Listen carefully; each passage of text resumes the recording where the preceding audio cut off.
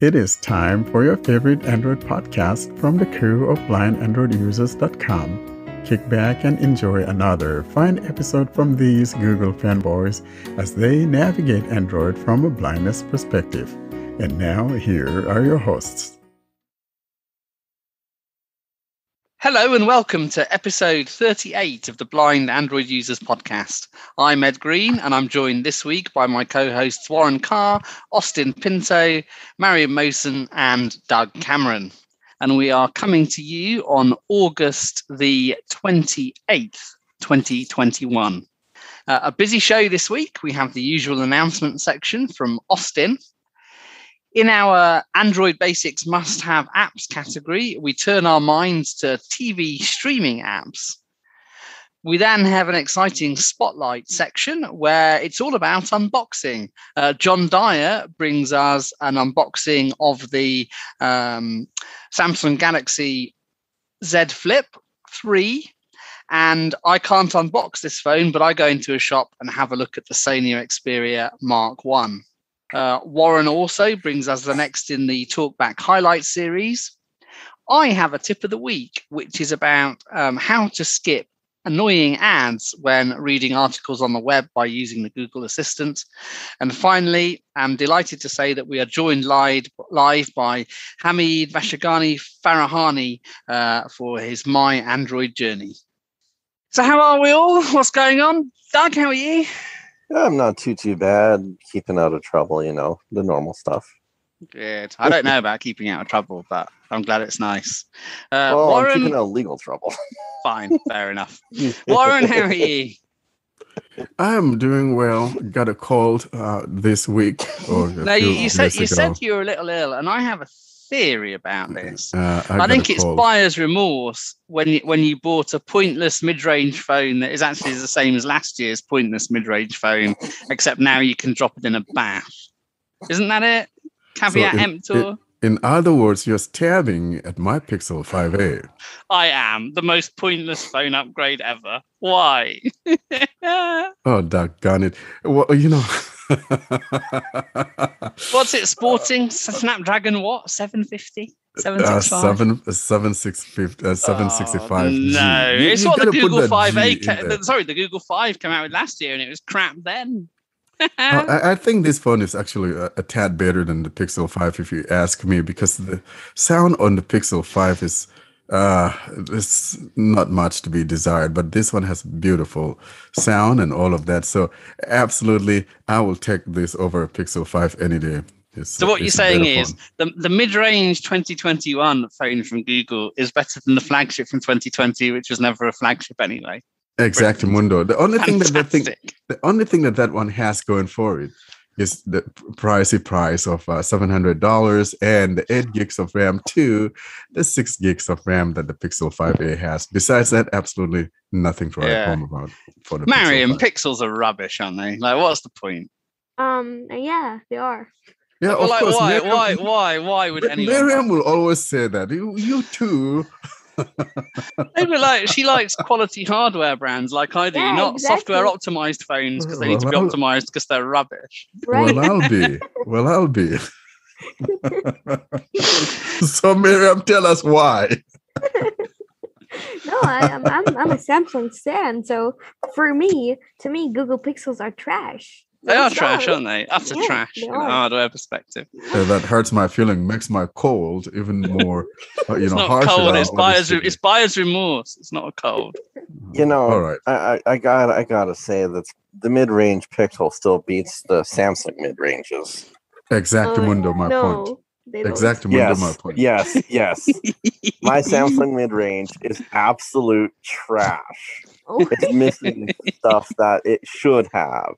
So when it comes to the flagships, I'll sit on the Samsung boat. Yes. When it comes to the mid-ranges, I'll sit on the Pixel side all day. And you know something, Doug? Do you know that Ed hides his Samsung mid-ranger? He never talks about it. And why? Because it's all I sold it to my parents. I sold it while I was on leave. I sold it. My parents had some J series nonsense from 2016 that was stuck on Lollipop. So it doesn't work anymore. I'll sell you my Samsung for slightly more than I could get it on eBay. I didn't tell them, obviously, but so I don't have the Samsung anymore. I got rid of it. But anyway, now last but not least, Austin. Last I looked at the cricket yesterday, India were 200 and odd for 2. Is that currently the situation? No, that is not a current situation. The current situation is that India has lost with an innings in 76, I think. Oh, did they? Did they get utterly spanked? Is that what happened? Yeah. Interesting. Yeah. Oh, thank you. Does India ever win any of these games? Yeah, India are world champions. Oh, no, they're not New Zealand, aren't they? And India were in the final for the World Championship of Test cricket. India are a pretty good side. They captured Lords and then they celebrated so hard that they lost this match. Oh, well, yes, they got utterly spanked, didn't they? Anyway. who gave them the spanking, though? England, of course. Oh, okay. This is why I'm interested. And why I thought maybe it's one of the colonies gave India. No, it's the old country. They were schooled at the knee of the master. Oh my gosh. The master still has his boots on their necks, huh? Austin, what happened to that independence, my boy? I don't know. Something happened to them. You never let the master come back into the house. We'll become independent in the next test. Enough nonsense. Austin, what are we announcing? So for the announcement section last week we had announced that we are now accepting guides from our contributors, and we got a good response. A lot of people registered, and thanks for all the registrations. We are still accepting guides, so you can contribute your guides. We'll always be accepting guides. And what we have done is we have made some guides on how to use the WordPress editor, the rules of posting and all those things. So we'll have them in the show notes. Also, we have a few extra guides that we made this week. So we will also put them in the show notes, and stay tuned for the newsletter. Maybe this weekend or next Monday, we'll be sending that out. Thanks very much, Austin. Yes, and do register for the site. Do submit guides to us, and do look at the guides that Doug spent a lot of time on telling you how to do that. They're very comprehensive, very easy to follow. So do please look at that. Well, I mean, for us, yeah. According to WordPress, they're not very comprehensive. Well, they do what they need to do, don't they? They're sufficiently, they're commensurately comprehensive for the task at hand, which is all that really matters. Yeah, exactly. we could reproduce WordPress, the missing manual, if we wanted to, but we're not going to because we don't need to. The other thing I'll just mention, and she might well talk about it next week, but worth a plug because she's a co-host and friend of the show. Ana Garza has a book out. This perpetuates my theory that only people called Anna are allowed to write books on smartphones and screen readers, because there isn't Anna doing the same on iOS. But if you head over to National Braille Press, mbp.org, and search for Ana Garza Android, you'll find a book all about settings and how to operate Talkback in Android 12. I can't remember the exact title, but do check it out. I had her previous book on Marshmallow, and it was really, really good. So do support that. I think it's $12 or $12.50, something like that, in a range of formats. Now we turn to our next in the must-have apps series, and this time it's all about TV streaming. So who wants to kick off with this? Warren, do you stream much TV from your phone?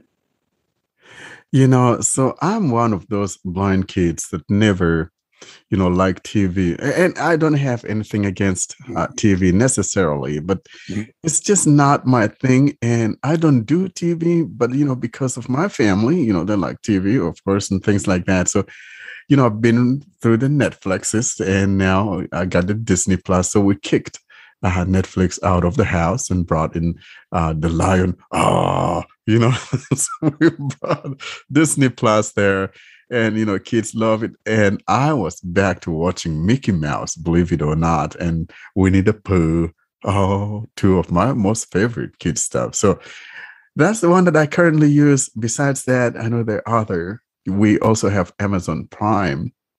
And I think there was one that I had. Now I can't even remember. But a lot of these things are free. Like, Sony has one and, Samsung has one. For example, I think if you go to Samsung.tv or something, it was just like in the US only and Korea. But now I think they open it up to everybody. So a lot of streaming services out there.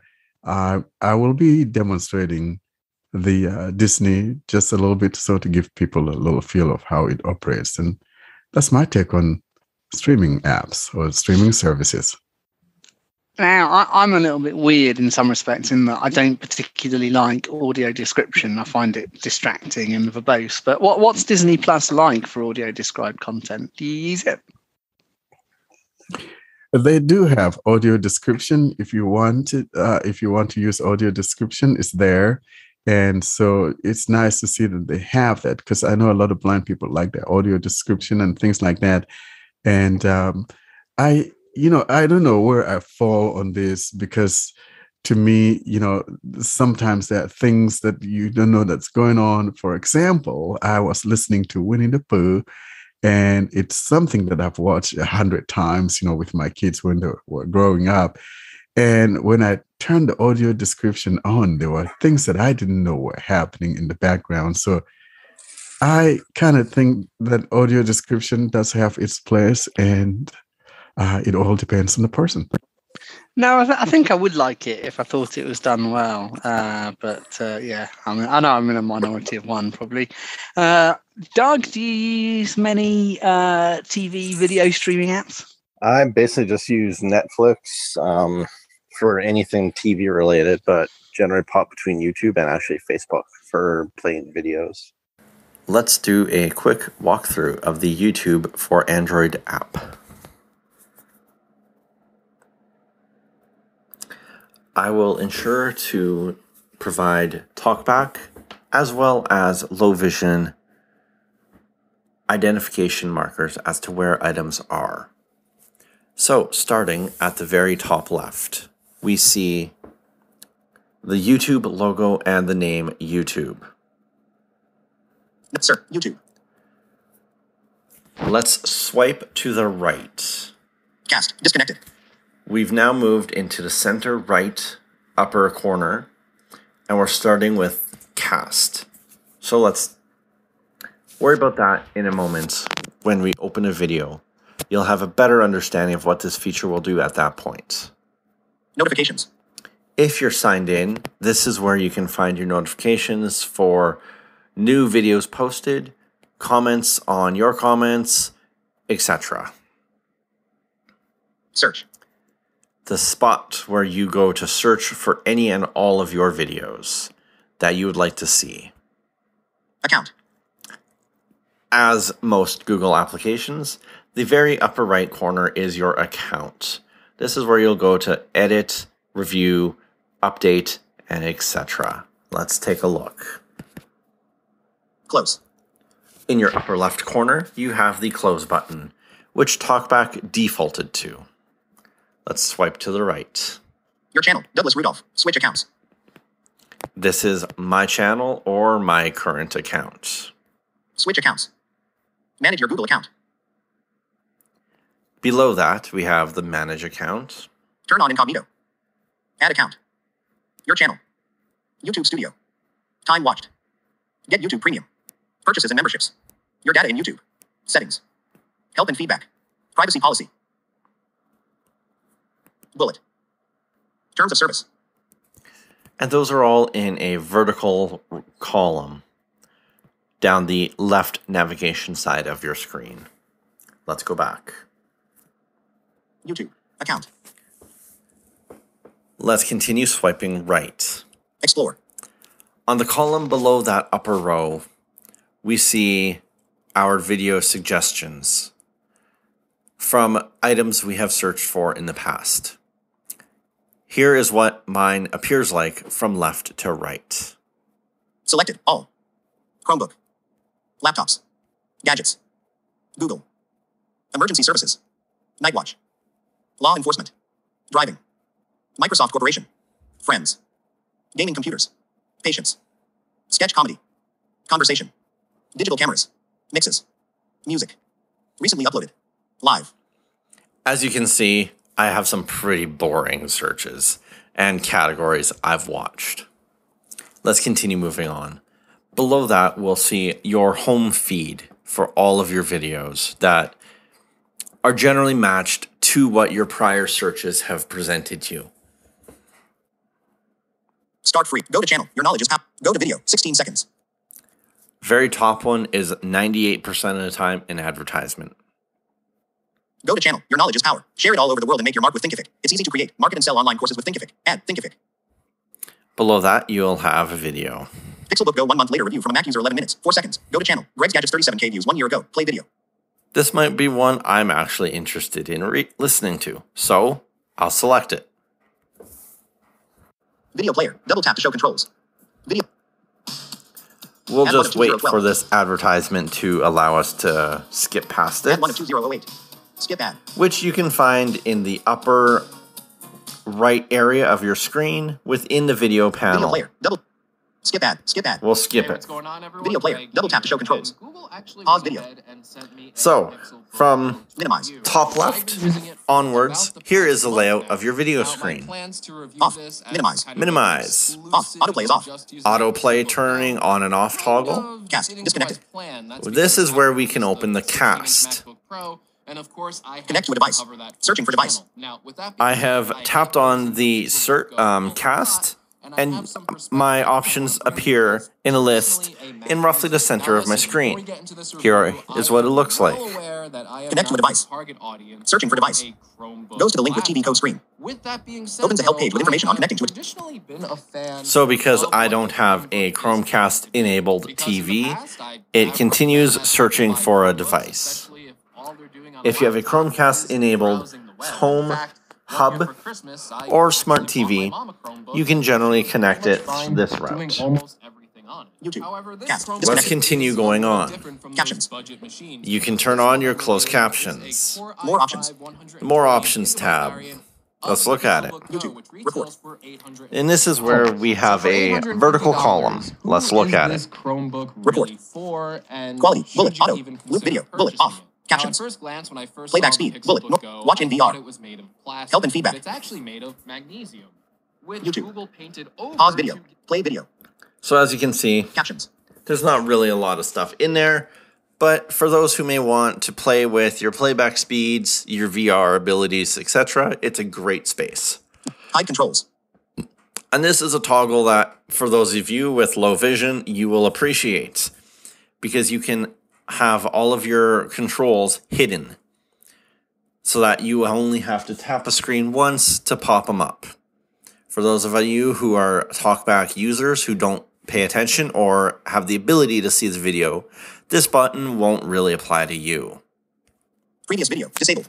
In the middle of your playback window, which appears at the top of your screen, here are your playback toggles.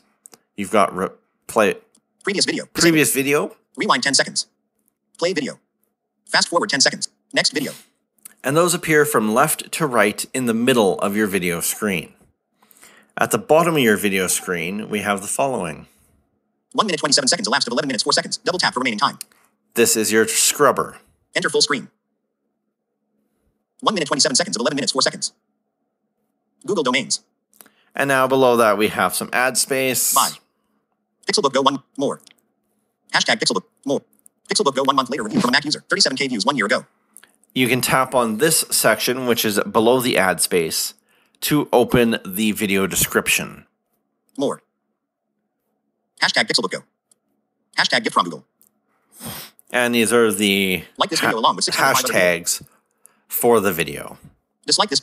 Like this video along with 605 other people. Left to right, we have like. Dislike this video along with 85 other people. Share. Open camera to create a short with this sound. Download. Open camera to create a short with this sound. Download. Save to playlist. Greg's Gadgets. 185K subscribers. Greg's Gadgets. Subscribe to Greg's Gadgets. Below your options above, we have the channel name and the ability to subscribe to it. Comments. 89. I think this laptop suitable for writer, blogger, journalist. Good keyboard and long-lasting battery. And we get into the comments section. Gear logo 6 colors. Buy Greg's Gadgets merchandise. And then we have more information about the blog, From the Spring. vlog channel knowledge is power. itself. Your knowledge is power. Share it all. Google Pixelbook versus Samsung Chromebook Pro. And then we have some other similar videos. Showing item. Go to video. So let's scroll back Show up items 1 to 10 of 35. to the row where we found the share button, which is, as I said, immediately below the advertisements, which is immediately below the video. This share. YouTube. Share. And we're now in the share menu. Left to right, top to bottom, here is what applications you have the ability to share with. App. Copy link. App. WhatsApp. App. Messages. App. Chats. App. Bluetooth. App. Your groups. App. Newsfeed. App. Tweet. App. Direct message. App. Gmail. App. Telegram. App. Private message. App. Chat. App. Save recipe. App. Share in a post. App. Android beta. App. Nearby share. App. Keep notes. Close dialogue. And then obviously the close. Keep in mind, your applications installed on your phone may differ from mine, which means that you may have different applications to share with. Pixelbook Go 1 month later review. Now that we've gone through the most important features, let's look at the bottom tab row of your screen. Selected. Home. This is your main screen that appears every time you open YouTube. Shorts. This is a series of short video clips. Create. This is where you can create your own video content. Subscriptions. New content is available. List of all of your subscriptions. So when you subscribe to a channel, this is where you can find all of those channels. Library. Library.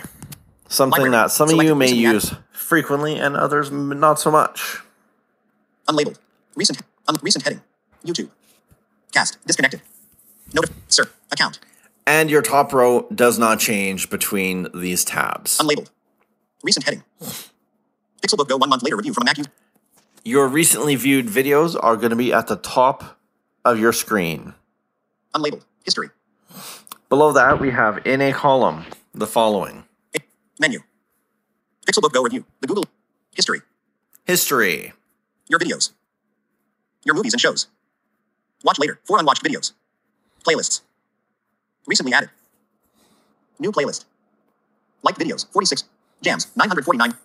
Country. 675 videos. And this is where you'll also find playlists that you have created using the YouTube Music app. Home. Shorts. And that is all for YouTube Music and YouTube. Now to do a brief demo of accessing the Facebook videos or Facebook Watch section. Let's jump over to Facebook. Facebook look. So we'll give you a brief rundown of how to navigate to the Facebook Watch section from your news feed. Visually speaking, in the upper left, which is where we will be starting from, you will see the Facebook logo and word Facebook. Swiping right, we'll find 2 more options. Search. Messaging.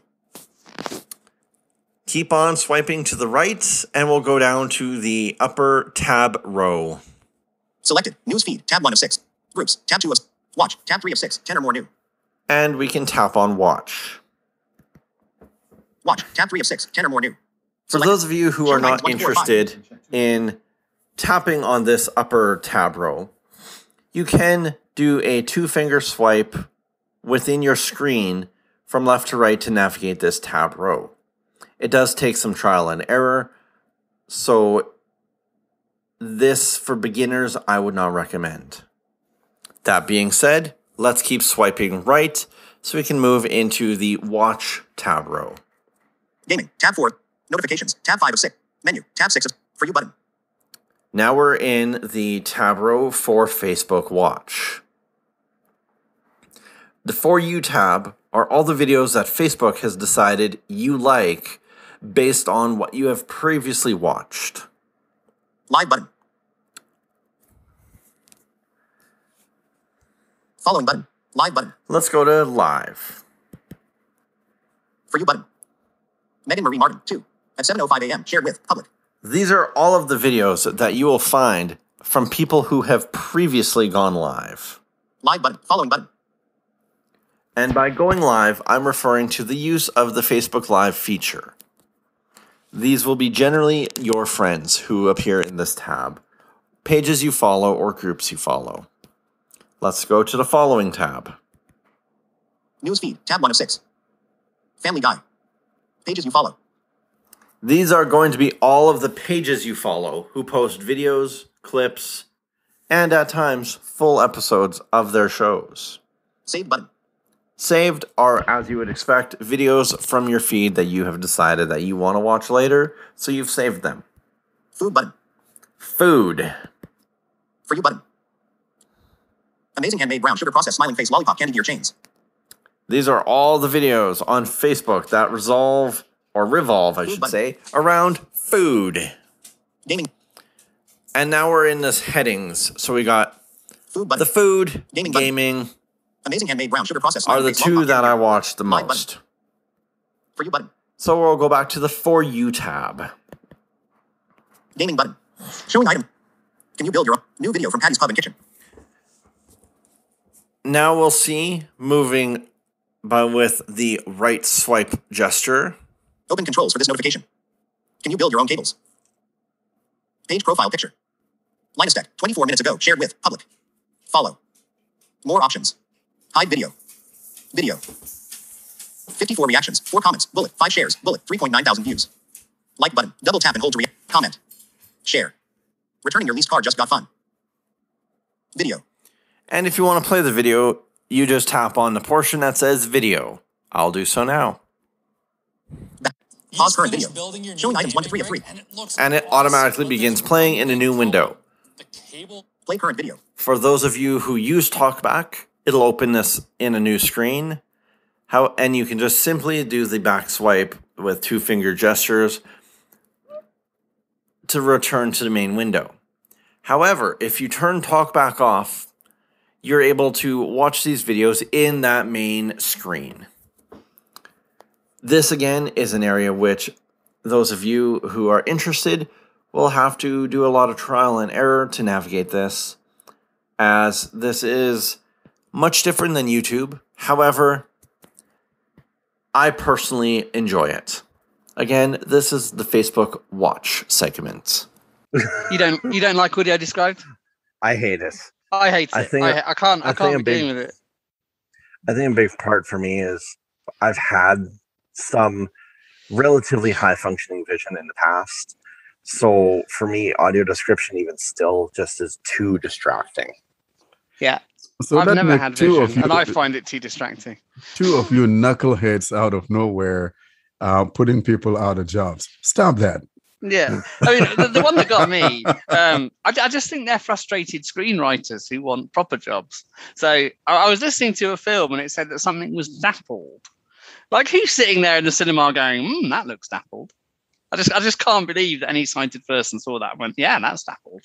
So don't say it. Just don't. I mean, like, the only show I have actually came across that described video actually was decent on is ironically Orange is the New Black. Like, it's a problem when that kind of show is the only one that can actually do described video correctly. Yeah, yeah, exactly. Mariam, what about you? What are you rocking when it comes to streaming apps? I mainly use Netflix, especially because for the past couple of years, there have been some Arabic shows and stuff like that. Because, like, I could say that the scene content here, the visual content, especially like in our shows and stuff, is more than, like, you know, the actors would speak and stuff. So the audio description is pretty important. And they've been doing really great job when it comes to audio describing the Arabic shows and things like that. For instance, there was a show called Paranormal, and I really loved the idea of audio description. Also, what I really like, because I love to watch like multiple movies, especially with other languages. So sometimes I could watch a movie that's in Spanish, and the screen reader would just read the subtitles. It's just amazing, I guess. So I love Netflix. Does Talkback and CSR do that? Yes. Brilliant. They Both do. of them or just one? No, both of them. Fantastic. So, Mariam, you like paranormal stuff? I would be having a nightmare watching do. something like that. I do watch horror too. Oh my What gosh! Warren likes things that aren't normal too. He likes. I like my kitties I watch stuff. Winnie Pooh. No, he Children's likes stuff. things that aren't For a while. normal. He likes pixels. Oh yeah, it's a beautiful thing. You got to see that advertisement from Pixel. The perfect circle. It's just absolutely beautiful. Hamid, is there much going on streaming wise in Iran? Do you have access to TV apps? Well, actually, no. You're quite limited. You're a bit limited on many that side. senses. Yeah. I mean, if Iran was back in the 50s, we'd be more advanced, hey? Yes. Nevertheless, we are here now. Pinto, what about you? What are you using when it comes to streaming? So for streaming, I use Netflix, I use Amazon Prime and YouTube. And actually, I recently started seeing content with audio description or hearing content with audio description. And I was seeing a show, Narcos, and The Haunting on Hill House on Netflix. And I was just blown away by the audio description. I mean, I don't know how they can even make that such coordination with the movie going, no, not the movie, the documentary going on, and then the audio description to synchronize with the documentary. It's just technical. So I basically use Netflix, Amazon Prime sometimes, but I'm mostly YouTube. Have you tried the Google Play movies? I actually I don't know if it works, how it is the audio description. I don't know. I've never tried it really. I'm just curious.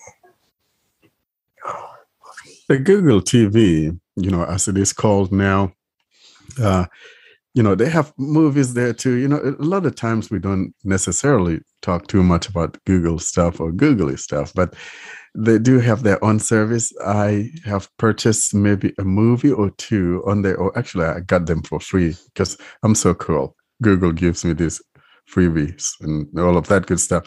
And so I have, of course, I'm buying their Pixel phones. Give me that stuff. So they give me these rewards.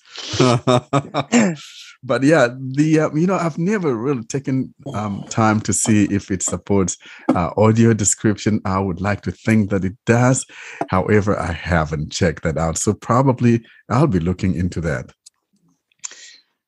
And I think what we're concluding about those streaming apps, I'll tell you what I use in a minute, but they're all accessible and usable, aren't they? I mean, I've certainly used Disney Plus, Prime Video, and Netflix, and they're all good, aren't they? We can use them with Talkback. The good thing is that you could use them with Talkback, or you could use them with the other screen reader whose name I don't remember now. Mariam, what is it? Oh my god. It's called Commentary Screen Reader. Oh, commentary screen. What is it commenting on? It which shall not be named. The Voldemort of the Android screen readers. Oh my gosh. Commentary. What are you commenting on? So I'm sure that, these Google TVs, and so we're talking streaming apps here. And so we also could, have, streaming sticks, and people could, either have like the Google TV. I did some demonstration of it earlier this year. And I think NVIDIA also has very good, streaming sticks. So, and then Walmart, of all people, actually has a $29 streaming stick, which is comparable to the Google TV, which is like $50 or whatever. You do yourself some good and just get one from Walmart for $30, and it's absolutely a nice Android streaming TV. And is that a cast thing? Do you need to do stuff on your phone, or can you just do it from the stick? No, you do it from the stick. It has a remote, just like the Google TV has. And it talks. Yeah. And it talks, and it's a beautiful one. I kind of like it. So, if you don't like doing things from your phone, you could use one of those, because some TVs have built-in, Android TV, like my TV has, built-in, TV, Android TV. And so, but I have a TV in the bedroom that does not, is from, back when, and maybe 10 years ago, that Panasonic. And so I've slapped that TV dongle on there and brought it basically to the modern century. Fantastic. Yeah. One question I've got before I talk about what I use is, obviously, I mean, I have quite a lot of the streaming services. I have Netflix, I have Amazon Prime, I have Disney Plus, I have a couple of the UK ones. Do you know of any front-end apps that you can install and search for content that will find it across the streaming services and then fire it up in whichever streaming services app it happens to be on? Because, you'll go into Netflix and you'll look for a film like Clerks and it won't have it. It'll say content similar to, and then by the time you've found it, you've opened about 5 or 6 different apps. Is there a front end that will interface with the different streaming services and then open up an app to play it? There was a thread like that on our email forum, and there was an app that I posted on there that kind of unifies those things. So if you have a subscription to either one of those, or that is listed there, you could just watch it direct from there. I don't remember what the app is called, but there's such an app for sure. Oh, good. I might have a look on the forum and I find do that. know that the Amazon Fire Stick can, depending on what you have loaded up, it can open up certain things in YouTube, Netflix, or Prime. Yeah, the sticks are good for that. Yeah, the sticks and the Apple TVs are good. It's on the phone. I was thinking of whether I don't think Prime Video. I've actually looked for something on the phone and I haven't been able to find one. So I think all the sticks would have the main ones, like the YouTubes and the Netflixes and the Hulus and all of that. And I think we also have Hulu because it came bundled. Both Hulu and ESPN came bundled with my Disney Plus subscription and things like that. So those, typically you'll find most sticks having those. But so what Ed and I were thinking about is an app that will have just about every streaming service. And there's such an app, I just don't remember what it is, that has all the, whether you want to watch Viki or you want to watch whatever, it has all of them there, that one could just pick the one you want, and you just need to put in your subscription thing in there, just like you have Google Assistant. When you're setting up Google Assistant, you have the TV services, you have those that you can sign into if you have a paid subscription for them. So there's an app that does that. Excellent. Brings definition to, there's an app for that. It certainly does. Yeah, we should. Yeah, that's definitely. A beautiful one. Yeah.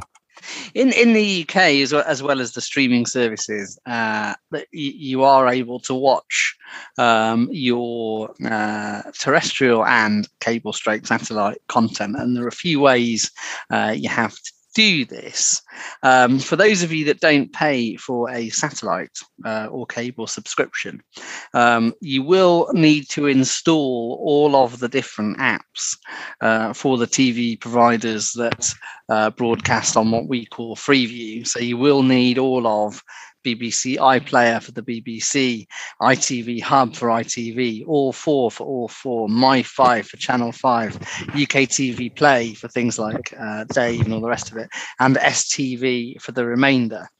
But to save you having to go into all of those different apps, at least to browse, a little bit like we were talking about for streaming services, there is a Freeview app. If you install that and you don't have the apps you'll need to play the content, because what the Freeview app will do is once you select a show, it will fire up the relevant app. The Freeview app will prompt you to install them. You click on the installs and it will take you to the Play Store page. That, folks, is a situation in which the navigate up and back buttons differ. Once you double tap an app in the Freeview app to go and install it, if you don't have it already, do not hit navigate up, because all it will do is take you to the front page of your Play Store. You want to hit back or do the back gesture, which will return you to the Freeview app. The same applies in other Android situations, like if an app prompts you to change a setting rather than doing it by itself, hit back, don't hit navigate up, just for that. That is not, by the way, my favoured way of watching Freeview content in the main. It's a bit annoying having all the different apps fire up. This though is because I subscribe to Sky, so I use the Sky Go app. That might not work for those of you who use audio description. You might be better off with the apps from the individual providers. The Sky Go app, though, is a nice experience, especially if you use the TV Guide tab, because you can filter its channels, you can watch it, you can record on your box. Not absolutely everything that will be on your Sky subscription is on the app. BBC, most notably, is not. So if you want BBC content on your phone, you do need BBC iPlayer. I do use lots of other apps because I'm obsessed with sport. So DAZN, BT Sport, Premier Sport, Fight Zone, which is an obscure boxing app. All of that content is accessible to start playing. Some of them, annoyingly, don't make the player controls visible to Talkback. So you might find yourself, if that happens, having to back out in order to do something sensible with your phone or doing a home gesture. I guess the other thing to say is that most TV apps will broadcast in landscape mode. So if you are used to using your phone in portrait and let's say the controls aren't accessible, you'll want to get used to doing gestures in a landscape mode.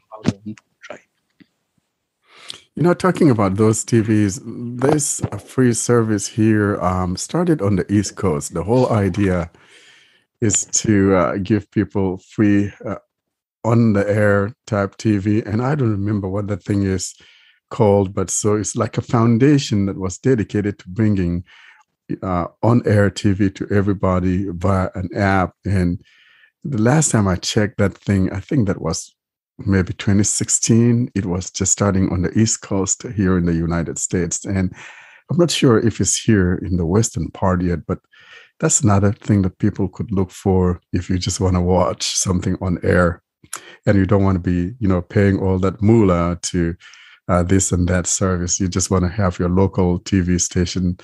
That would be another way to go. Thanks, Warren. Another app to think about, if you don't mind kind of old TV, TV that's perhaps, it's, I don't quite know how recent the most recent show is, but it's certainly got a lot of the old series, is Pluto TV. Now, that is an app which is more literally than some a TV. So as soon as you open it, it will start playing a channel. You'll want to duck your media volume for that. As I say, not particularly current, but there's a whole load of channels and content on that. And it works quite well with Android and indeed on other platforms. Now we move on to our Spotlight section, which this week is about shiny new phones. First up, we have John Dyer with the demo of the Samsung Galaxy Z Flip 3. Hello, this is John, and I'm going to be doing an unboxing for blind Android users of the Galaxy Z Flip 3. I got the box right here in front of me, and I'm pretty excited about this. It's just looks like basically a pretty just black box. I can't see anything on it but just pure black, but that doesn't mean it's not there. It's not wrapped in anything like plastic wrap or anything, so there's just a couple pieces of tape I have to cut, so I'll go ahead and do that.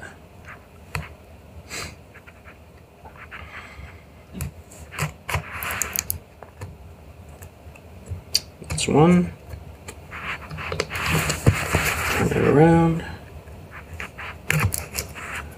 That's two.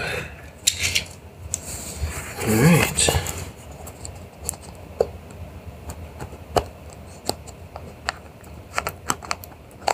I'm just going to start by saying this is not a very thick box. So you know what that means. It's probably going to be a phone, a cable, and nothing else. Alright. Let's So there's nothing in the lid, and the phone is sitting on top,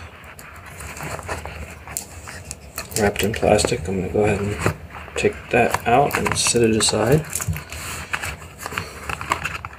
Under that is cardboard with all the booklets and the SIM ejection tool. And I'm guessing inside that cardboard is the cable. Let's just see what type of cable we got here. USB-C to USB-C.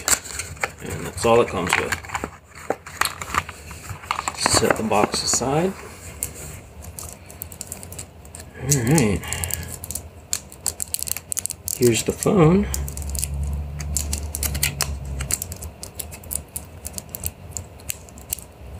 I'm going to peel this plastic off of it.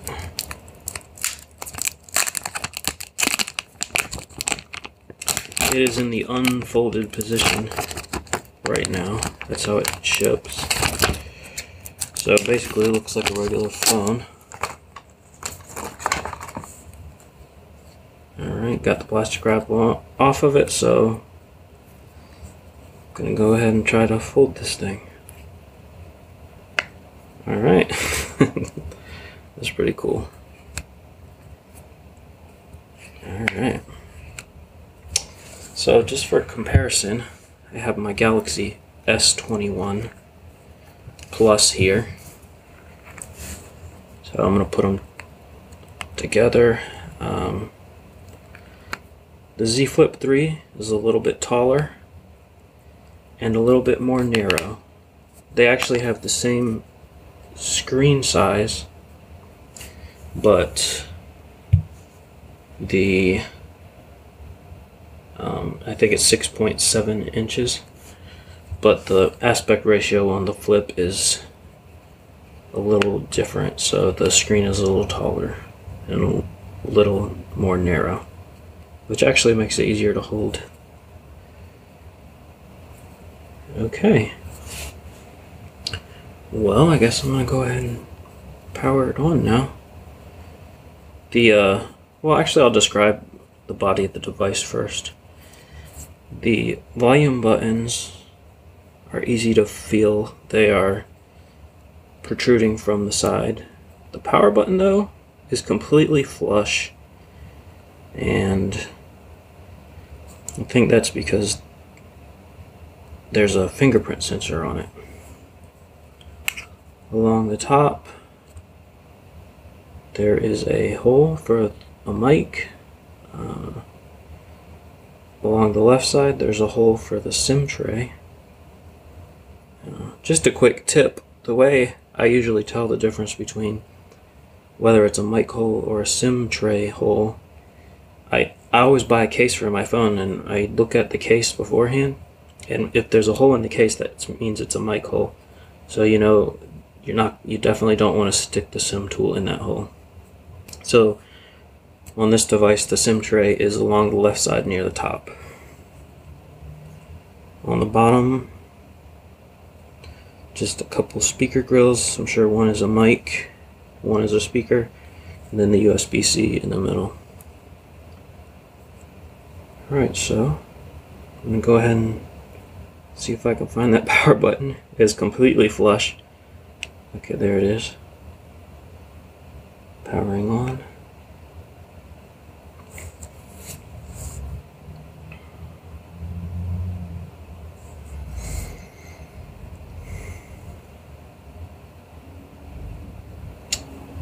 It seems to still be loading.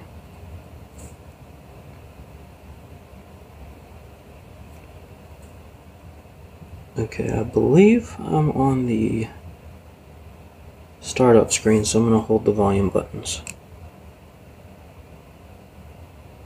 Press and hold both volume keys for 3 seconds. I'm going to do it again. Talkback. Talkback on. Welcome to Talkback. Welcome to Talkback. Page 1 of 5. Okay, I'm going to back out of that. Samsung Setup Wizard. Welcome. Okay, so I went ahead and set it up. I didn't want to bore you with all of that, the setup process, but I'll just say it was pretty straightforward. I didn't have any accessibility problems. I was transferring to a Samsung phone from a Samsung phone, so it went pretty smoothly. I just used a USB-C cable to connect them and just basically followed the steps. A couple of things I wanted to say before I go is that I am a fan of the fingerprint reader on the side. It's, like I said, it's completely flush, so if you're not using a case, you're just going to have to get used to where to press your thumb. However, if you do have a case, it'll be easy to feel where to put your thumb. I like the fingerprint reader on the side better because I didn't feel like the on-screen fingerprint sensor worked very well for me. Even once I got the hang of where to put it, it didn't always work, and even when it did, sometimes there was a bug with Talkback where it would register as a screen touch and then I'd have a random letter typed or something along those lines, so I'm glad not to have to deal with that anymore. And finally, I'll close by saying I was very pleasantly surprised with the outside display. The little cover display is actually accessible. Talkback works with it. You can swipe between the pages like the widget to control your music. If you swipe it to the right, it takes you to the notifications. You can scroll through all your notifications. I mean, I haven't used it a lot to see if there's any bugs or anything with it. I'm sure some stuff will come up, but it is accessible, which I wasn't expecting, and I'm really excited about. So you can use the outer display with Talkback. Okay, so it's been a couple of days, about a day and a half that I've been using the device, so I just wanted to give some more thoughts about it, kind of a mini review. I'm going to be comparing it to the Galaxy S21 Plus because that was my previous phone, and because I think it's the closest phone to it as far as them both being Samsung phones. They're the same price, they have the same size screen, same processor. Basically, the differences are you're giving up some battery capacity, and you're giving up that telephoto lens, the third camera in the camera setup, just to be able to flip your phone shut, which I'm fine with. But as far as just a solid phone, I think the S21 Plus is better, but this is still a great phone, the Z Flip 3. And so what I've noticed, well, I'll just say I haven't noticed much differences at all using it with the phone open. I mean, it's One UI 3. It's a pretty solid OS. I didn't have any problems with accessibility. In fact, it was actually a lot better in the quick settings panel. On my S21 Plus, it was almost impossible to add tiles to quick settings and rearrange them. It was just really bad. You basically needed sighted help to do that if you're completely blind. But they've fixed that on this phone. It's running One UI 3.1.1 rather than 3.1, so hopefully that'll come to the other devices at some point.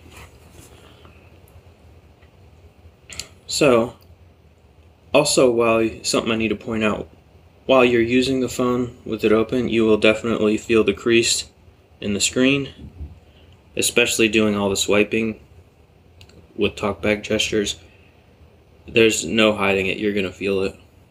And it doesn't bother me too much, I'm getting used to it, but just thought I'd point that out. So, let's get to the cover screen and when the phone is shut. So when the phone is shut, the cover screen is completely accessible. Not only does it work with talkback gestures, but it works with multi-finger gestures. For example, you can double tap with 2 fingers to play and pause your media just from the cover screen. You don't need to open your phone to do that.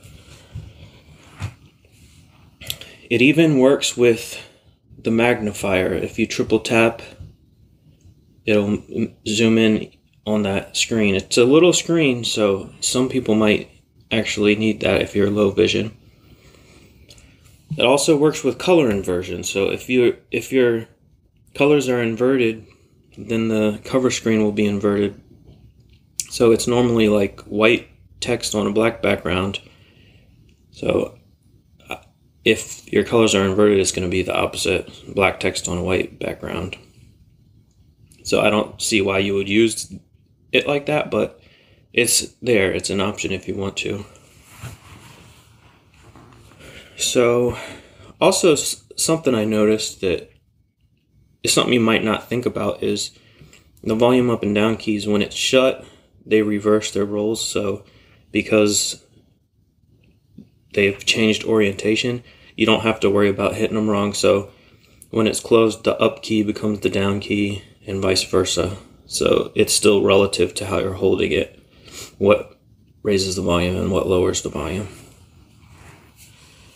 So I'm just going to do a quick demonstration of the cover screen. I'm going to go ahead and turn the phone on. I'm just going to hit the side key and that'll light up the screen. You can also double tap on the screen if you want to, but I'm going to hit the side key. 10:38 a.m. And it just says the time. If you touch on it, Screen off. Ringer silent. 10:38 before a.m. it turns off, you have to touch it. 10:38. Saturday, August 28th. Out of pager. System UI. 10:38. Saturday, August 28th. And if you swipe, 10:38. Saturday. 10:38. Saturday. 91%. that's your battery. I'm just swiping with one thumb to get to the battery. Now if you swipe with 2 fingers, you can go through the widgets. Screen off. Ringer silent. 10:38 a.m. Again, there's a screen timeout. So Page 3 of 6. I swiped over. Selected. Blind Android users podcast in horizontal pager. So this is the music playback widget. Selected. Blind Android users podcast. Previous button. Play button. So you can We will stop here at the 2-finger gestures. play and pause your Now, podcast I or will go whatever you're back listening Pixel to 2. from the screen. And then Select weather. Page 4 of 6. the weather widget. Current location, Chesapeake. Current temperature 84 degrees. Sunny. Last updated August 28, 9:52 a.m. What Samsung Health. Page 5 of 6. I have my steps 793 steps. on here. I have 700 steps. Don't judge me, guys. It's early in the morning still. And now if you go all the way Play, but blind to the Android users left, chat. Blind kid. This is why you shouldn't be using CSR.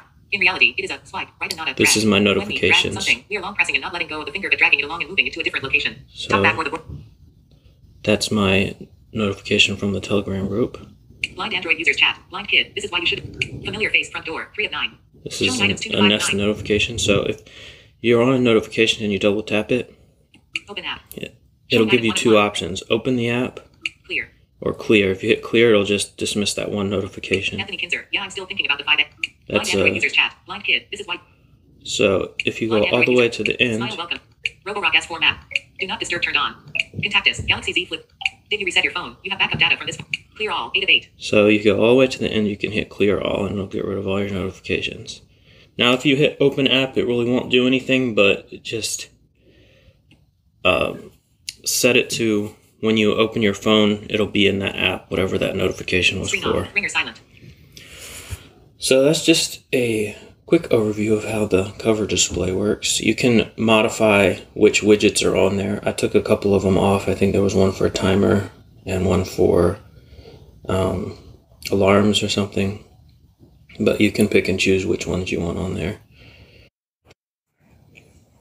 A couple of other things I wanted to point out is the screen on it is pretty bright, the normal inside display. It's comparable to what my S21 Plus had as far as screen brightness. I know that was a criticism of the original Z Flip. And I know if you're low vision, that's something that's important to you, so I can say that the screen is pretty bright. Also, the sound on it is pretty good. It's not quite as good as the S21 Plus, but it's good enough for me. It's got some pretty good quality speakers on it. So if there's any questions anybody has, feel free to ask. I'd be happy to answer for you. And you can probably find me in the Telegram group. But I look forward to hearing from you, and thanks for listening. Thanks very much, John. An interesting sounding phone. So thank you for the demo of that. Now I am going to do a demo, or a very, it's a very brief demo of the Sony Xperia 1 Mark III. So here we go. I'm in a shop looking at the Sony Xperia 1 Mark III. It's a nice feeling phone in the hand. It's a tall, narrow phone. On the top end, you have a headphone jack, 3.5mm towards the left-hand side. Moving around clockwise, there's nothing else on the top end. On the right-hand side, you have a volume control, which is a one-button rocker rather than two separate volume controls. Moving down, you have a recessed power button, which is perfectly distinguishable, and that also contains your fingerprint sensor. You have a very similar button immediately below it, which is for the Google Assistant, and below that you have a button to operate the camera quickly. On the bottom you have a USB-C power port. On the left-hand side you have a SIM tray. I should say, for the purpose of this, I can't move this phone. It's locked in a security case, so I can only operate it in portrait mode at a slightly odd angle because it's tilted, so excuse any stumbles during this. I'm going to see if we can turn Talkback on with the volume controls. Talkback on. We can. System UI. Music. Isn't that nice? Blue Monday FM. So Double I'm tap just going to navigate this lock screen. Phone speaker. Previous button. Play. Button. Nice and responsive. Double Nice tap. haptics. Next button. Selected. No. One of the positive features of this phone is meant to be the stereo speakers, so I'm going to play as a bit of music. Blue Monday FM.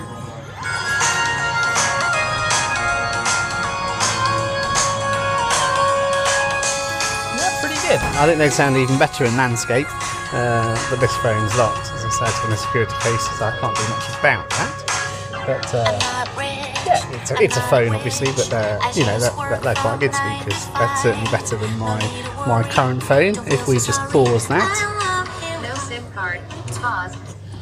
There we go. And that's probably about as much as I can show you. I might get to the home screen maybe. Let's see if I can.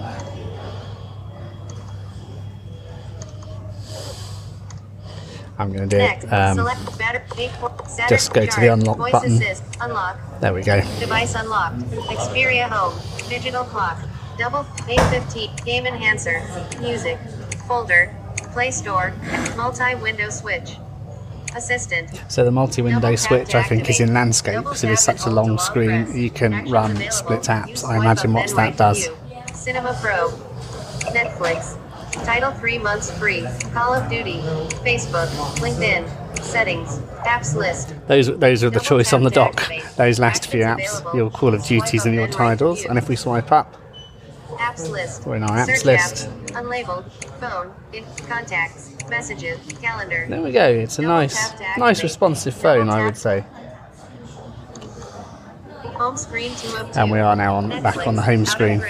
I probably can't show you too much else with this phone, so as not to annoy my fellow patrons, I will now cancel out Talkback, and I will relock this phone. And there we are. That is the Sony Xperia 1 Mark III. I am sorry about the brevity of that demo. I was in a shop, as I said on the thing. It was in a security mount. I could have got the sales assistant to come and take it out, but then I think they would have objected to me recording. So I figured I would do it. Apparently, he was shooting glances at me while we were doing this, wondering quite what was going on. But yes, that is the Sony Xperia Mark 1 III. And now it's over to Warren for the next in the series of Talkback highlights. Hi, this is Warren Carr for Blind Android Users Podcast. As we continue with our theme of highlights from Talkback, we now come to installment 4. In our last episode, or in our last installment, we talked about one-finger gestures and one-finger angular gestures. Today, I'll be talking about two-finger gestures. I do want to mention here from the offset, however, that some of these gestures are not going to be available to other devices if you are not running a Pixel 3 or higher with Android 11 or 12 or a Samsung device that is running One UI 3.x. In other words, some of these two-finger gestures are not going to be available to you, especially the tapping gestures. The ones that would be available to you, however, would be very limited, and that would be those that you either swipe up or swipe down and swipe left or swipe right. With that out of the way, let's now look at what we have in our two-finger gestures. I am running this on a Pixel 4a. I am already in the gestures menu, and now I will look at the heading that says two-finger gestures. Two fingers, heading. Under two fingers, here are the items that we find. Tap with two fingers, pause or resume speech. Tap with two fingers, pause or resume speech. Now, I do want to mention that these things, like I've always said, are customizable. And frankly, I do not remember if I had customized this to pause or resume speech, but I would like to err on the part that this is by default. In other words, if I'm reading an article and I want to pause that article, all I need to do is tap once with two fingers, and tapping again once with two fingers should resume that reading. The next item is double tap with two fingers, play or pause media. Double tap with two fingers. Some of you have called this or dubbed it as the magic touch or the magic tap. Now, this has to do with when a media is available and I want to play that media. All I have to do is double tap with two fingers, and that would start the media playback, and double tapping again with those two fingers stops the playback. The next item we have here is double tap and hold with two fingers, start or end selection mode. Double tap and hold with two fingers to start the selection mode. In other words, when you are in an edit field, for example, you've written some text or typed some text, and you want to invoke that selection mode, so you select particular portions of the text or words from within the text. This is how you go about invoking the selection mode. Now, I do not remember if I had customized this or if this was the default, but again, these are things that you can customize.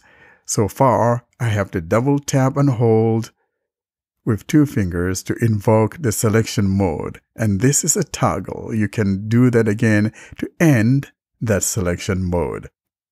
Let's move to the next one.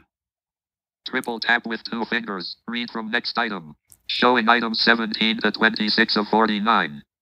Triple tap with two fingers, read from next item.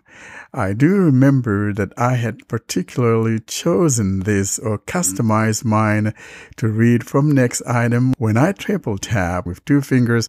In other words, if I were reading a page or reading an article, be it on the internet or in my Word document or something of that nature, and I have read the first lines or so, and then triple tapping with two fingers will start from the next paragraph or next lines and continue to read until I stop it. That's what this is all about. Next, we have triple tap and hold with two fingers, tap to assign, showing items 27 to 36 of 49. We come across triple tap and hold, and as you could hear, mine is unassigned. In other words, it has not been assigned to any gesture. And if I want to assign it to something, I could tap in here and go assign it to something. So I'll show you an example.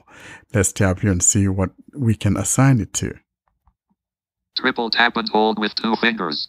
Checked. Tap to assign and list. Showing items 1 to 15 of 50. We are told tap to assign. And there are headings here that we could choose as to whether I want to use it for something within the system actions or reading headings and things like that.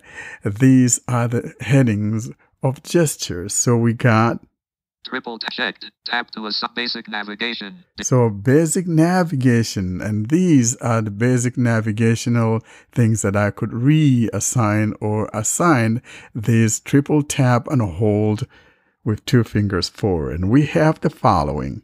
Tap. I could assign that to just tap on something. Touch and hold. Touch and hold. Previous item. Previous item. In other words, if I triple tap and hold, it moves me to the previous item. Next we have next item. Next item, the same idea. Focus on first item on screen. Focus on first item on screen. So for example, if I assign that triple tap with 2 fingers and hold to focus first item on screen, if I were at the very bottom and I triple tap and hold, it will take me to the very first item in that list. Let's keep going. Focus on last item on screen. The same idea. If I were at the top and I triple tap and hold, if that's what I have assigned this to, it will take me to the very last item at the bottom of the screen. Let's keep going. Scroll back.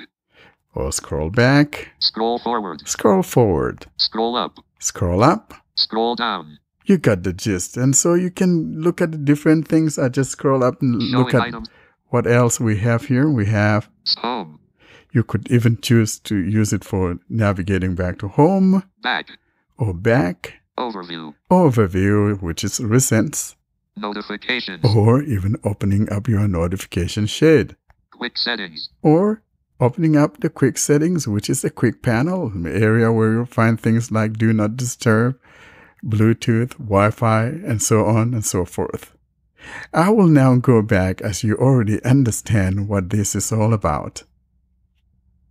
The next item that we have below that is the following. Swipe up with 2 fingers. Scroll up. Not customizable. Disabled. Swipe up with 2 fingers. Not customizable.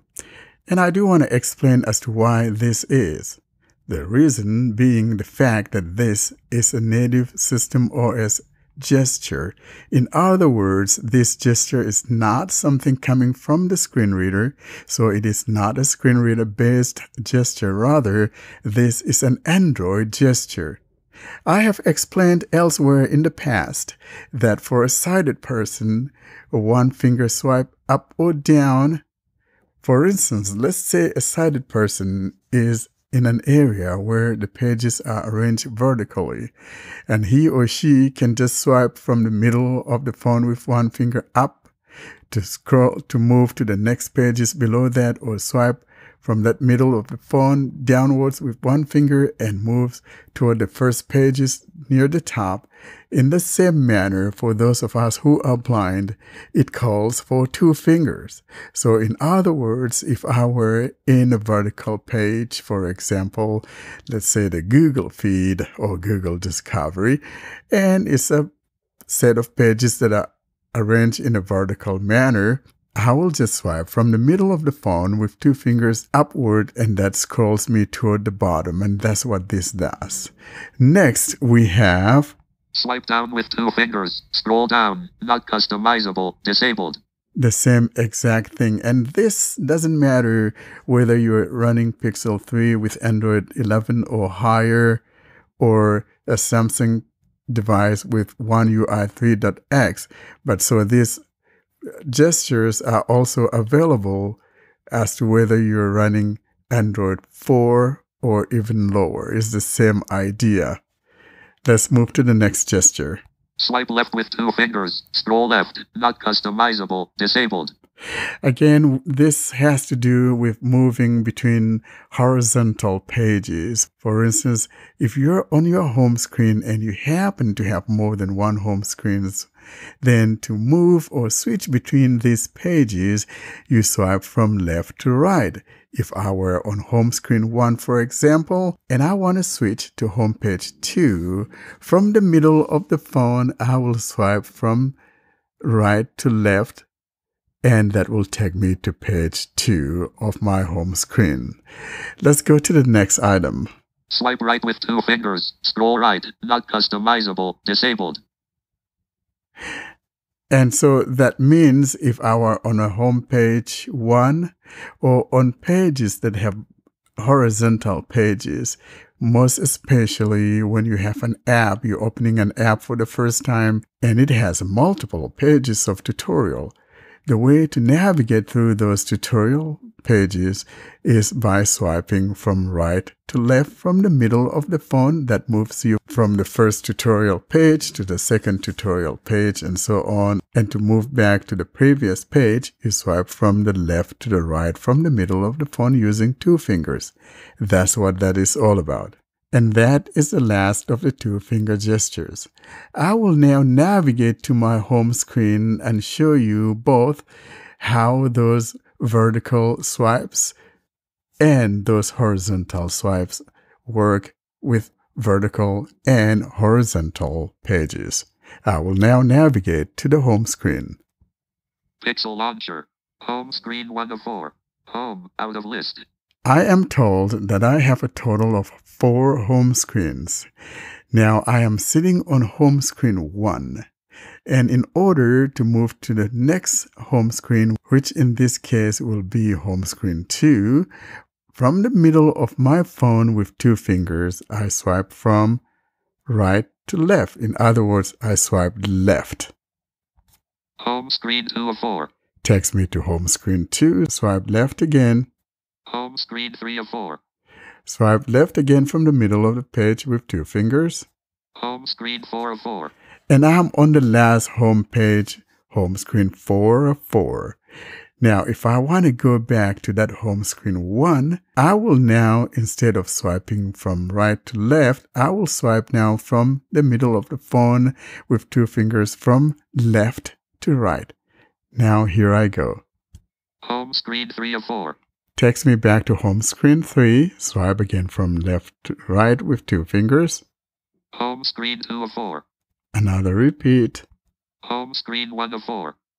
I am now on home screen 1 of 4. If you are using a Pixel device or any device for that matter that has the Pixel launcher or any launcher based on the Pixel launcher that has what I call the Google Discovery page or the Google feed, which typically is found to the left side of your home screen 1, I will now swipe with 2 fingers here to go to that Google Discovery page. And now I swipe with 2 fingers. Pixel Launcher. Like this card, button, and list. So I am now on the Google Discovery page or the Google Feed page. And if I put my finger down. Go button, to Yakima Orchards face lawsuits for more than $450K. Heading, and list. So this is in my area and some orchards are facing lawsuits. I have no idea as to why. Now, these cards or these pages are arranged vertically. And in order for me to move to the next pages and things like that, now I will now utilize the 2-finger swipe up from the middle of the phone, and that will move me to the pages below here. I will now swipe with 2 fingers upward from the middle of the phone. Button, Google bans 8 dangerous Android apps. Check if you have any of them. Heading. Showing items 3 to 6 of 12. If I swipe again. Button. 11 wonderful ways settings everyone should be using. Heading. You see how that works? Now, to go back to those previous pages that were near the top, swiping down from the middle of the phone with 2 fingers will take me toward the top. I will now swipe with 2 fingers from the middle downward. Button. Pre-order the new Galaxy Buds 2. Pre-order the all-new Galaxy. Let me swipe again, downward. Card menu, button. Button. To Yakima Orchards face lawsuits for more than $450K. Heading. And I am back to the very first page where the first card is talking about the lawsuit going on here in my area. This has been how you go about utilizing those two-finger gestures. And this concludes our fourth installment from the highlights of Talkback. See you next time. Now, I have a tip of the week where I'm going to show you how to read an article on screen with your Google Assistant. We've had a lot of talk recently about problems people are experiencing when they're using Chrome and the system web view, and they've got an article that's ad cluttered, which can on occasion make Talkback behave in odd ways. So I'm going to show you now how to do that, read that article with Google Assistant, which will skip the ads. Hello everyone, I'm Ed Green, and in this episode I'm going to show you how to read an article on the internet using Google Assistant.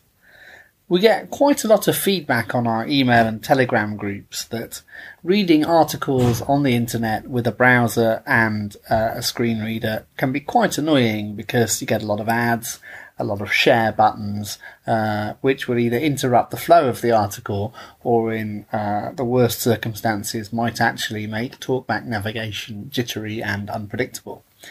I'm going to show you the start of an article about my favourite football team in a game they were valiantly defeated in midweek. We can see that it has quite a lot of ads in it. I'll do that using Talkback. And then I will ask the Google Assistant to read the article and we'll see what difference that makes. My phone was making quite a lot of notification noises and chatter earlier when I started this recording, so I actually unloaded Talkback. I'm going to reload it now. Talkback on. Chrome. Connection is secure. Site information. So we're in the article. Message, Telegram. Google.com/ampersand. One open. More option. Huddersfield Town could scarcely have offered more than we value your privacy. Heading 2. I've set navigation to headings. Alexa. I'm going to swipe down to the heading that's at the start of the article. Huddersfield Town could scarcely have offered more an impressive showing despite loss versus Everton. Heading 1. List notification. And now I'm going to swipe right. The visitors claimed a 1-2 victory at the John Smith Stadium to progress in the Carabao Cup, but there was plenty to feel encouraged about in the Terriers' performance. And I'll continue to swipe right to read the article. Share. So we've already not even got to the article, and we've got some share stuff. We've had a byline, and that's about it. Share by Facebook. But share by Messenger. Share by Twitter. Share by WhatsApp. Share by LinkedIn. Share by Flippo. Share by email. By Stephen Chicken. So even though we went to the start of the article, we had all that to get through. Even though we went to the start of the article by heading, I'll carry on. 2213, 24 Aug 2021. This image is labeled. Open the more options menu at the top right to get image. With your permission, we are off. Oh, it's moved as I'll just get back to where we were. Share. 22. This image is Huddersfield Town v Everton. Carabao Cup. Second round. John Smith Stadium.jpg. With your permission, we read more. Heading 5. Head rate the players. Don't miss. Most read. Huddersfield Town. So it's already proving a little bit unpredictable to navigate. I will get us back to the start of the article. Image. Sign up to edit box. Enter email. So even before we get to the article now, we've got a sign up option we have to do. That's aside from the navigation jumping us. I'll carry on. Subscribe. Button. We use your sign up to provide content in ways you consented to and to more info. Link. Huddersfield Town may not be about to win a trophy anytime soon, but they showed the value of the Carabao Cup with a hugely encouraging performance even in defeat against Premier League Everton. So now we finally get into the article. The Terriers produced their best performance for quite some time to push 10-man Premier League side Everton incredibly close in the Carabao Cup second round, with several players taking advantage of their opportunity to impress. Carlos Corcoran. In the process, Tom Lee scored his first goal for the club. Daniel Sinani showed himself to be an intriguing attacking prospect with a wonderful left foot and the right ideas about how to play the game. Dwayne Holmes put in a hugely positive performance off the left wing to end the long run of so-so outings. The home fans in attendance at the John Smith Stadium would have been happy enough with a routine win for their Premier League opposition, and some vital minutes in the squad players' legs, but Town delivered moments of genuine excitement in an action-packed game, with Sorba Thomas continuing his brilliant start to the season and Scott High showing signs of true attacking threat. Ad. So now we've read a bit of the article, now we're back at an ad. I think that's enough to demonstrate the point. Reading articles in Chrome can be quite annoying. So I'm now going to read it with the Google Assistant. Okay, Google. Read article on screen. Got it. From Yorkshire Live, Huddersfield Town could scarcely have offered more an impressive showing despite loss versus Everton. By Stephen Chicken. The visitors claimed a 1-2 victory at the John Smith Stadium to progress in the Carabao Cup, but there was plenty to feel encouraged about in the Terriers' performance. Huddersfield Town may not be about to win a trophy anytime soon, but they showed the value of the Carabao Cup with a hugely encouraging performance even in defeat against Premier League Everton.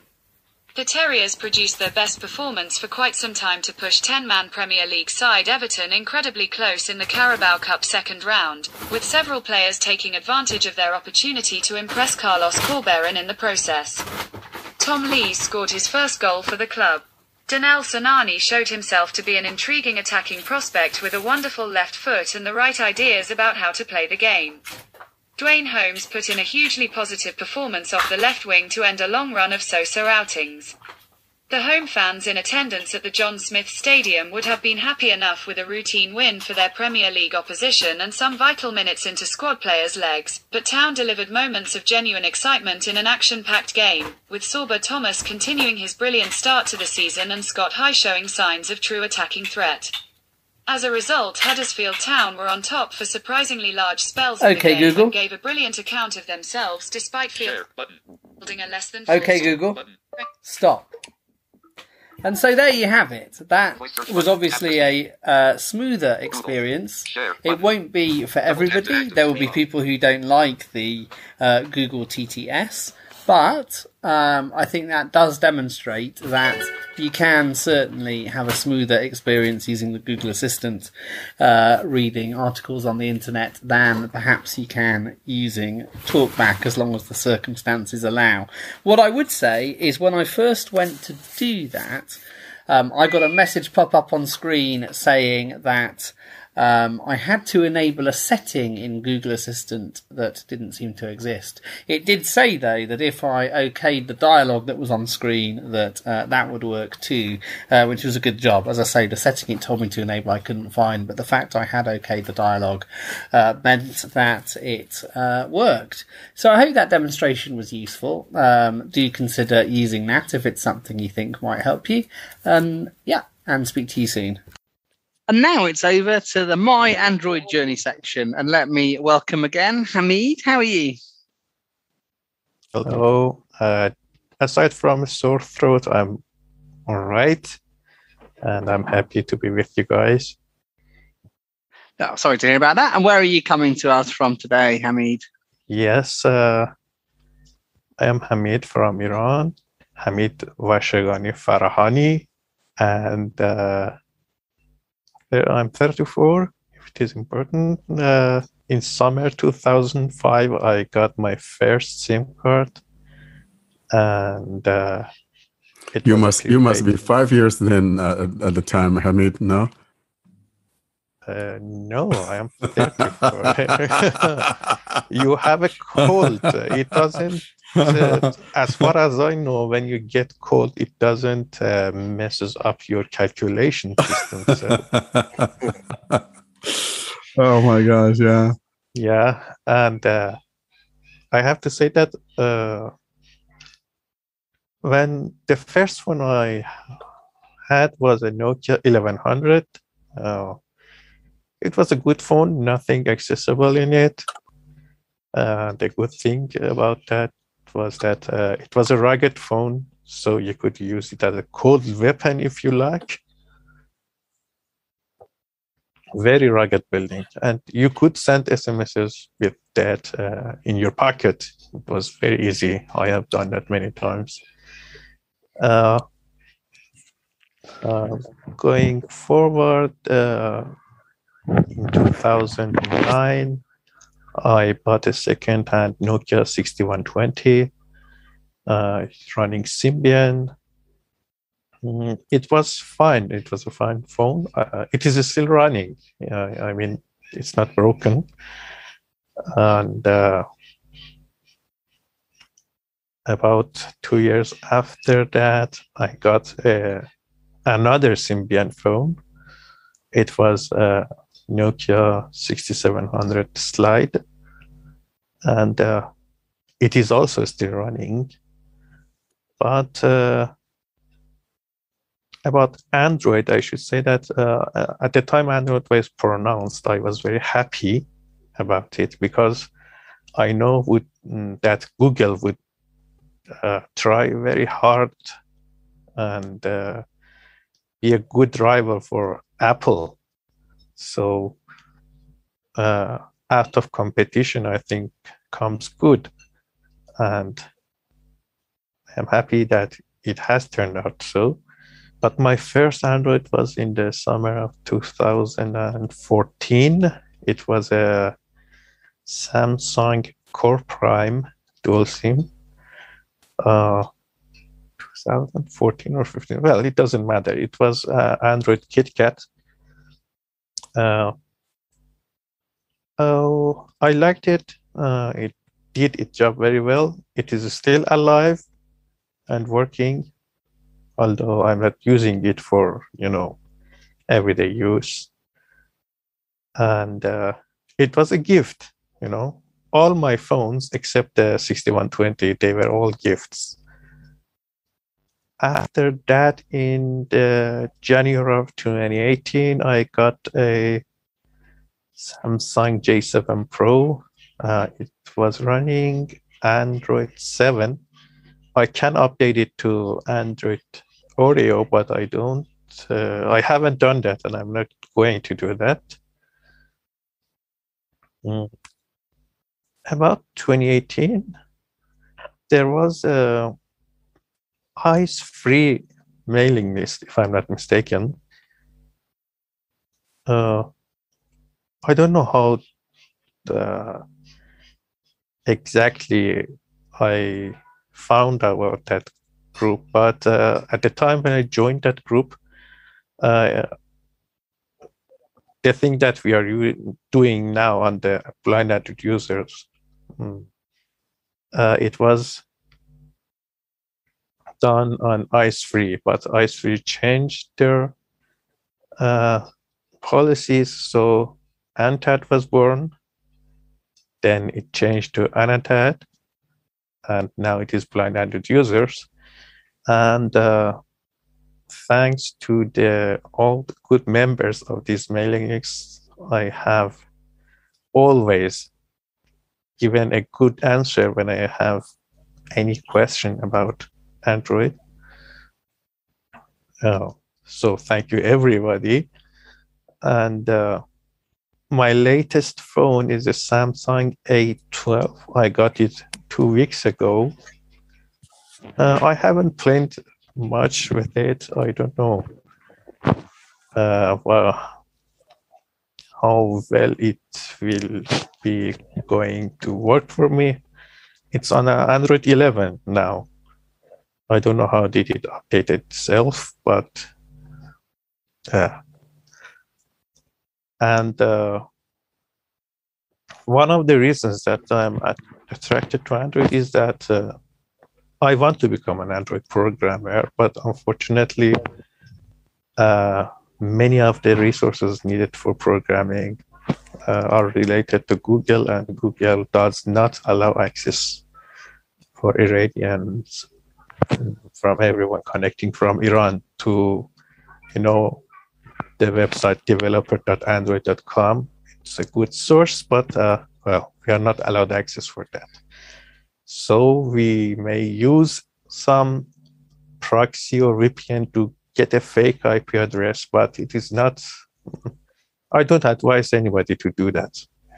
You may put yourself your personal data and all your data actually at risk by using VPNs or proxies, because I myself, I am not a security expert. I cannot tell that it is safe, for example, to use this VPN or not to use that VPN. But I'm attracted to write Android programs. So I searched and came across something called Xamarin. You need to know C number if you want to program Android. The good thing about Xamarin is that you code once and you get applications for Android, Android TV, Android Auto, Android Wear OS, Windows application, I mean universal Windows application platform. You can have that. And if you have a Mac machine, Apple Mac machine, you can also get the application for that as well. So I am still working on it.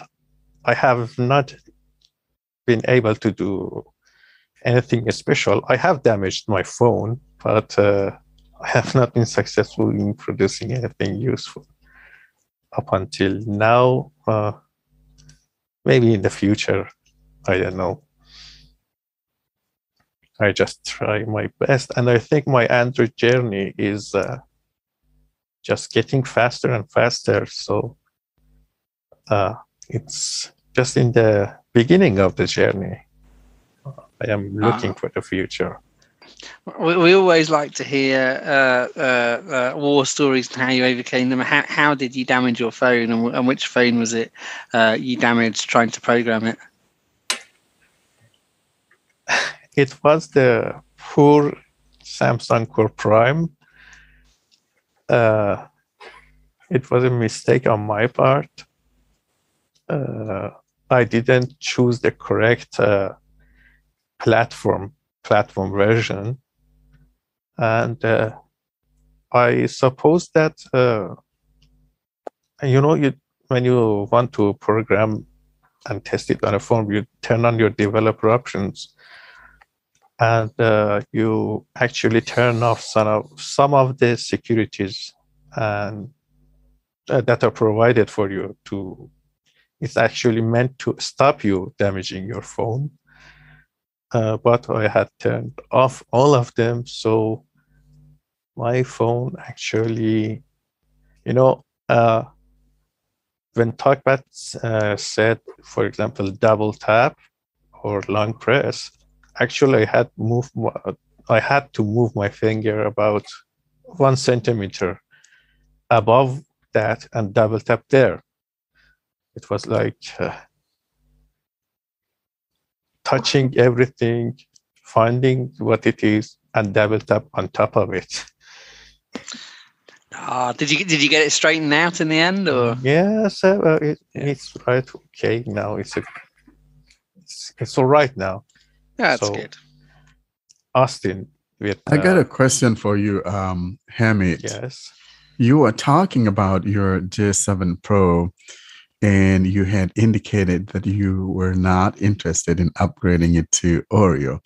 Now, I have said in places that no blind person should have anything less than Oreo, because, and my argument is that you have that granular volume control, starting with Oreo and being able to adjust that accessibility volume on its own without adjusting everything at once.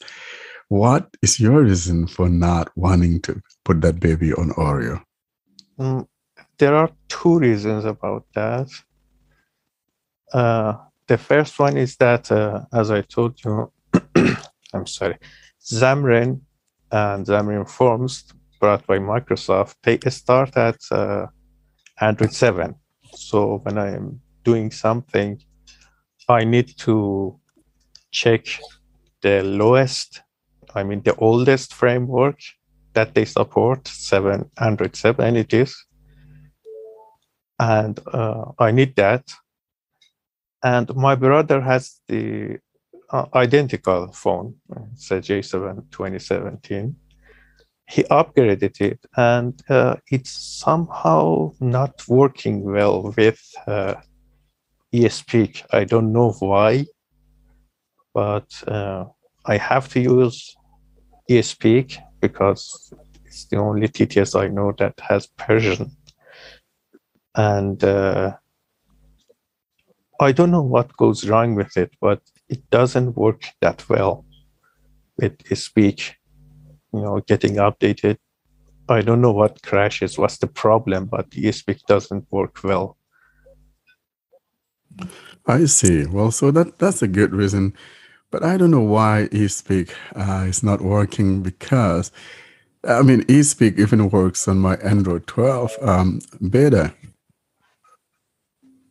Yes, it's about speaking English. It's okay, but when it is on Persian, it starts reading character by character, no matter how you try to fix it. That gives you very problems. But that's not the case if you are running it on an older version of Android. Yeah. Okay, that makes sense. How do you go about getting apps in Iran? Do you have the Play Store or are you sideloading? Exactly. I have that same question. Does anyone else have this same question? I do. Yeah. Well, sadly, there is much site loading over here. I really don't like it. I don't do it as much as possible because I think it's a security risk for my phone. And Play Store and other app stores,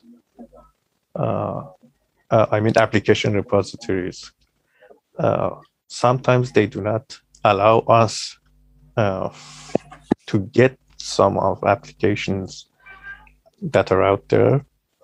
You cannot access them from inside Iran. It's kind of forbidden. Actually, I want to buy some applications, but I can't.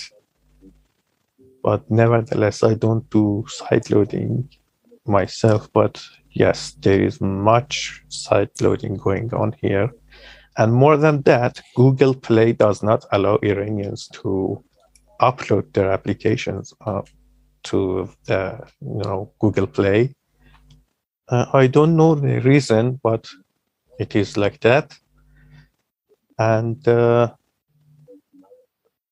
people actually start publishing their applications on some places that I don't like to visit, Yeah. It must be very tough to, because I'm just sitting here and just imagining my phone without having access to the Play Store, running an Android phone. And if I'm going to be relying on some, like my friends in Britain will say, some dodgy places to get my apps, I'll be a little bit leery like you. I'm not going to be all that up there trying to sideload stuff that I'm not sure where they're coming from, unless, of course, maybe I have friends from outside the country that I know who they are. Then I could, get APKs from them and things like that. But it really makes it tough. It's a tough situation. It's not that I don't have Play Store completely. I can use many applications, but not all of them. And tell you what, one of the things that I like about Android is that at least I can use many programs from Play Store. But if I had iPhone, you'll be stuck in the mud. Yeah, worse than that. Bear it in mind. So you'll be what I call the mud turtle. You'll be stuck in the mud. Yeah. So that got us to more interesting questions. So does that mean that you have apps that are blocked, like totally blocked in your country that you cannot use? Like I know that in some countries Facebook's blocked and stuff like that. So do you have any blocked applications or things like that? You mean about the censoring of the traffic? Yeah, like you have some applications that you cannot install in particular. That's what I mean. Yes. Actually, when I search I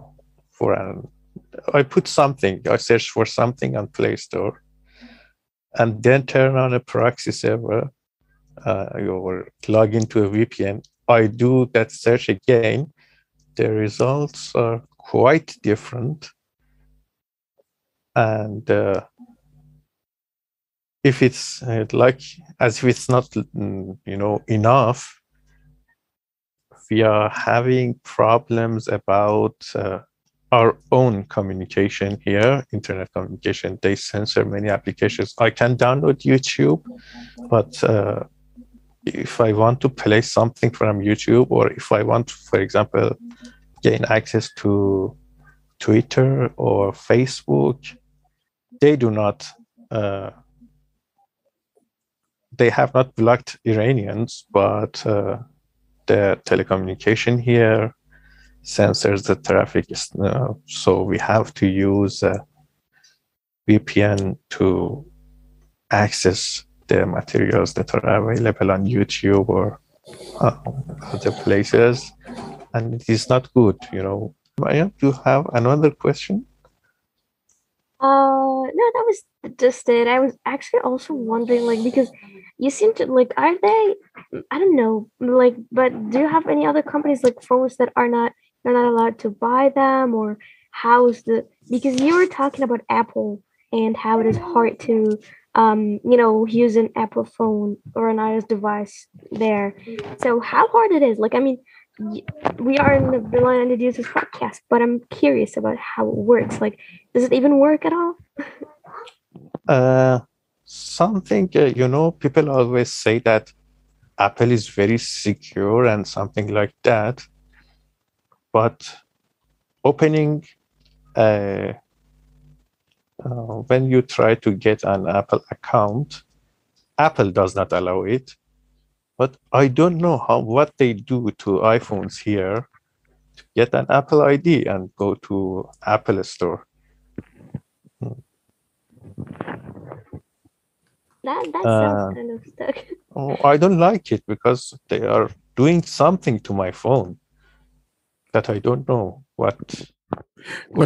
Is your government though blocking you from most of these services, right? It's not like the services are just simply. I know some things. I mean, want to download some app. There was an app. I don't remember what I think it's called SVP, Smooth Video Playback. It's a new app. Since we're talking, streaming apps, it's a very good app. And you know what? I went on the Play Store to download it. And you have to have at least a Snapdragon 855. And I went on there with my Pixel 4, and it says it's not available for my device. And I'm sitting here, I'm like, what the, my so why Pixel do you 4 like is that Pixel so much? Oh, I love Pixel. It's the pinnacle of Android. You want to experience true Android, you've got to have a Pixel phone. I'm not saying the other brands are not, good. I mean, Samsung is a great manufacturer, and the Sonys and the Motorola's and all of that. But if you want an optimized device, you've got to have a Pixel device. I don't like the fact that it doesn't have an SD card. Of course, I'm banging my head against the wall on that. But it's a beautiful thing. Yeah, so things like that could happen to where certain apps are not available in other countries, and it's normal. Like, for instance, I cannot get like the iPlayer, the BBC iPlayer here unless I probably use something like a VPN, because it's going to say not available in my area. So, really, yeah. The Brits tend to be like that. I'm sorry, but I'm beating up on Ed today. Yeah, BBC so I have Sports is a good app because you can look at England's innings and 76-run win over India. Did we mention that? Yeah. Yeah, you did that. Oh, we did. We They did. gave them a whooping. Didn't we, Austin? Yeah. Yeah. Oh my gosh, you need to be nice to your former colony, Well, Hamid, thank you so much for coming, man. This has been wonderful, hearing your Android journey story, starting back there with the Nokias, the 1100, and then to the 6120, and then you jumping all the way to the Android device, which in this case was the Prime Core, and graduating to the J Pro, and now you have the new Samsung. Was it the M12 you have? Oh, A12. A12. There we go. So thank you so much. I hope we get other people from Iran to come on and talk about their Android journey stories. I think that would be wonderful, because I think this is probably the very first time that we have someone from your neck of the woods coming and this has been very important to us and to me in particular, because the My Android Journey story is the favorite segment of mine. So thank you so much for volunteering to come on. Austin, where can people go and watch the cricket highlights? I mean, sorry, how can people get in touch with us? So people can get in touch by visiting us on the website, blindandroidusers.com, the all-new website built by the WordPress captain Douglas. And they can register there, post their guides and a lot of things. Lots of more things are coming there. You can, if you have any questions for us, you can contact us by sending in an email to contact us at blindandroidusers.com, or you can use the contact us form or the feedback form in the website and submit us the feedback there. You can listen to us on YouTube and on all the podcasting apps that are there in the world. We are there on all of them. Subscribe to our mailing list, Blind Android Users, plus subscribe at groups.io. Follow us on Twitter, Telegram, and YouTube. The links will be in the show notes, and also the Clubhouse. We are going to get it more active now, and we'll have some nice discussions there. So join the club. That is it from us this week in the cricket highlights. Thanks very much, Austin. Hope everyone's enjoyed the show. See you next week. Bye-bye. Bye, everyone, and don't let them crickets get into your house. And that has been another episode of the Blind Android Users Podcast. As always, we appreciate hearing from you. You send those email messages to contact us at blindandroidusers.com. For those My Android Journey stories, we encourage you to send those to myandroidjourney@blindandroidusers.com. Until we see you in our next episode, you have a wonderful day.